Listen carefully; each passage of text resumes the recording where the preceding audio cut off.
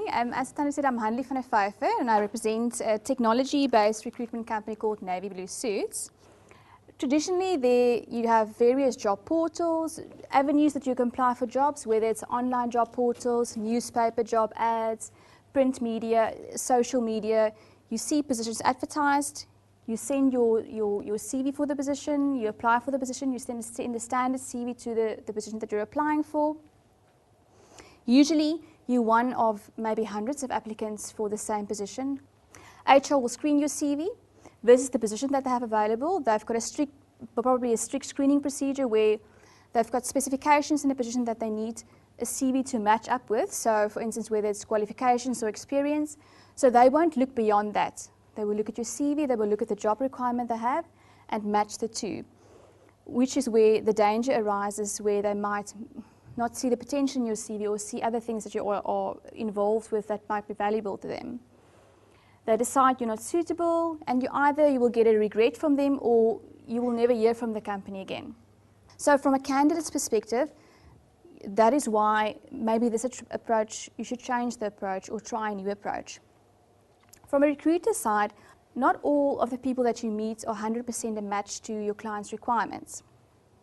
So, we would ask, how could you help these candidates? Maybe you can't place them with a client, but how else can you assist this person to maybe realize their career goals or find a position or secure a position with a company?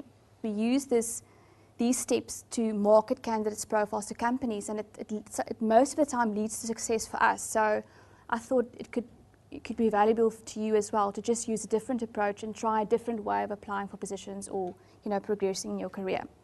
This approach works because it's a different approach. It'll make you memorable. It's not that your CV or your profile is one of 100 CVs or 200 CVs on an HR person's desk. So your CV gets onto that pile, they screen your CV, they need to fill the position as soon as possible, and you either hear from them to say that your application was not successful, or if it's a successful application, you will get an interview from them, or you will not hear from them again. How do you market your profile to companies? Instead of just seeing a position, applying for a position, sending your CV off, you start from the inside out. So you essentially start with a company and you build out from there. You should ensure that you have a good profile or a good CV. Then after you have an established profile, which is probably going to be a CV, a hard copy CV or a CV that you can email, but also an online profile, an online persona that you've built on, set up a company wish list of companies that you would want to work for, that you would want to be part of. When you have that, you would go a little bit further and you would also identify the decision makers at those companies that you need to approach to market your profile to. So it's an actual active process where you pick up the phone, you make contact with that person that you've identified, and you essentially sell yourself or you market your career profile to these companies. And through following this process, you're in control that you can create an opportunity for yourself. If you've done your research, you've identified maybe a problem or a challenge that the company is facing, where you can be the solution to their problem, maybe with your profile or your career expertise or your qualifications. So hopefully, if it's a successful process that you followed, you'll either secure a meeting or you would have the opportunity to submit your CV directly to this person and not just via an HR person. And it will also be a networking opportunity for you. If you maybe can't secure a position now, maybe in future they can refer you to somebody that they know or they are aware that you are in the job market. Companies and recruiters increasingly use online search techniques to approach talent or to look for good talent for the positions. Google yourself, you will see what are the things that are available that's linked to your name. Sometimes you'll be surprised at the things that's linked to your name which you were not aware of. So it's always good to just keep an eye on that and see what's the visible details that's available for you online. It's an active search approach that we use to get the best talent for our clients or for the clients to get the best talent to join their company. I'm working on a search assignment at the moment for a client in Cape Town. They're looking for an e-learning specialist. I placed a job ad on various portals. So I selected this one candidate just to give you an idea. It just gives me a brief outline of this person's information on LinkedIn, where and how I can contact this person if I want to approach them for a possible position. Most people have a wish list of companies they would love to work for. 10 companies you would love to work for. We all know of 10 companies. I know of 10 companies I would like to work for. Use your current industry that you maybe work in or the previous industry that you've worked in if you're unemployed at the moment. Companies always prefer candidates that come from a similar industry. You can look at maybe the company that you work for, who are their industry competitors, strategic partners to your company, another option, or newsworthy companies, that are in the industry. Also role models in the industry, friends and referrals. Speak to friends, find out who are the players in the industry at the moment, who are companies that are in the news, who are the top performers in your industry. So you can look at job ads on job portals or in the newspaper, on the internet. You can use LinkedIn, highly valuable tool. They have lists of companies, industry-related companies that you can approach. We have websites and books that has lists of the best employees of the year or the best company to work for 2011. You can use those lists as well. Industry news sites, like for instance CareerWeb, or newspapers as well. Articles about companies or articles about new things that's happening in the industry. That's also a valuable tool. So you've got a profile ready. You've compiled your wish list of companies that you're going to approach. So how do you make contact with the right person within this company? Who actually hires for the role? Obviously, you need to research that. The name, the title, and the contact details of this person. If you don't know where to start, a good place to start is the job title, maybe of your previous company, of the previous person that you worked for, that you're reporting to. Try to avoid just going through HR. You can research or you can get this information from a company's website. Many companies, if you go to the website, you'll have a section where it says our team or people that work for the company. You can get that information from there. Or as simple as Googling the title of the person you're looking for and the company. Or organogram of a company, which you can get from either their website again, or phoning the company and requesting an organogram. Again, I did a simple search on LinkedIn. I just identified, for instance, Mixed Lifestyle as a company that I would want to work for. Let's say I'm a software developer. I would need to speak to the head of enterprise architecture. I would see who this person is and I would contact them or have a contact that I can speak to directly. I Googled HR manager Sanlam, and it gave me obviously the link to the Sanlam website, and it immediately went to the organogram of Sanlam. You can also passively keep track of companies or keep track of these people in the industry and see what they're doing. Invite them to your network. You can follow companies on LinkedIn, and you can also follow similar type of companies, on LinkedIn and build your wish list from there. Again, just to show you, I used Mixed as an example again. I obviously follow the company, and then if you click on similar companies, it gives you an idea of similar companies that you can approach to market your profile to. Another way to add to your wish list at the end of the day. So now you have your list of the companies and decision makers that you want to contact. So you need to have a plan, how you're going to do this before you can just move on to the next step.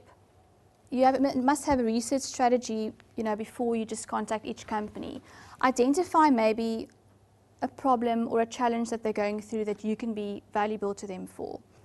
Then you need to pinpoint skills that you have that are critical to them in solving this problem. Maybe you are a digital specialist. Maybe you've won awards in the industry. Maybe you have a postgraduate qualification in digital technology. And through this process, then creating a need with them or a possible vacancy or just a possible meeting with them where you can discuss how you are the solution to their problem or their challenge at the moment. You need a script, or you need to plan what you want to say to a company before just phoning them and telling them about your CV, or just, basically, so that it doesn't seem like an unsolicited phone call or just an unsolicited CV or an unsolicited, email. You need to be prepared and obviously sound professional, have a goal in mind, have your research with you that you've done, how you could benefit them, how they could benefit from you joining the company or from meeting with you. Have a goal in mind at the end of your conversation that you can steer the conversation towards that goal. The process of pitching your profile, it's a very simple process, but you need to identify who you are, what the problem or the challenge is that you've seen that they might have that you could be the solution to. And then you obviously need a call to action. So whether it's to send your profile to them or secure a meeting or however, what your goal at the end of the day is. How you are the solution. Maybe have a cheat sheet of your studies, your experience, your achievements, large projects. Have that with you to show them how you can be of value to them. And then obviously after that you need a call to action or next step, whether it's going to be to send your CV or to secure a meeting.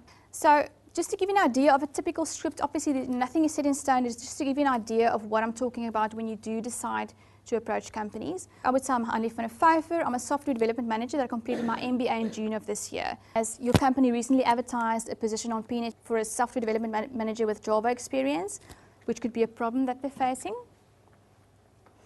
I would say my profile and industry experience matches your position requirements exactly.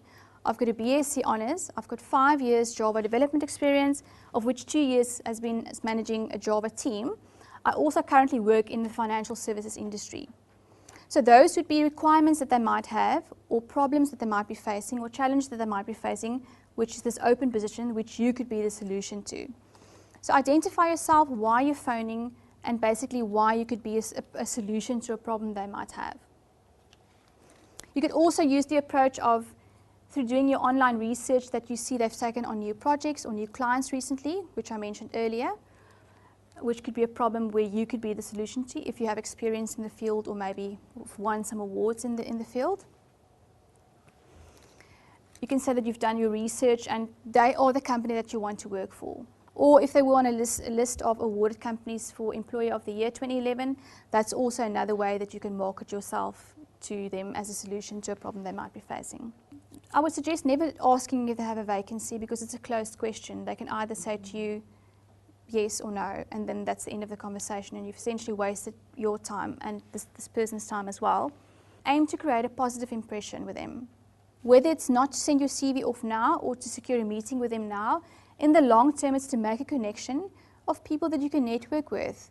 Ask them, would they be open to meet with you to discuss your possible future partnership, or would they be open to viewing your professional profile at this stage, which gives you the opening to basically send your CV through to them. If they say yes, fantastic, you can just thank them for their time and tell them that you will follow up on your phone call with them maybe in the next week or the week after. Obviously, there's also the chance that they will say no, they won't look at CVs. You need to go through HR, or there's a freeze on all recruitment at the moment, or they don't have any positions at the moment. You just need to, go the extra step and, convince them that they really need to meet with you. They really need to look at your profile. So if you need to go through HR, you obviously prefer not to, but just ask permission to keep in touch with them.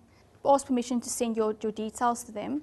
So if they said yes, you could send your CV through and then follow up a week afterwards, see if you can secure a meeting with them.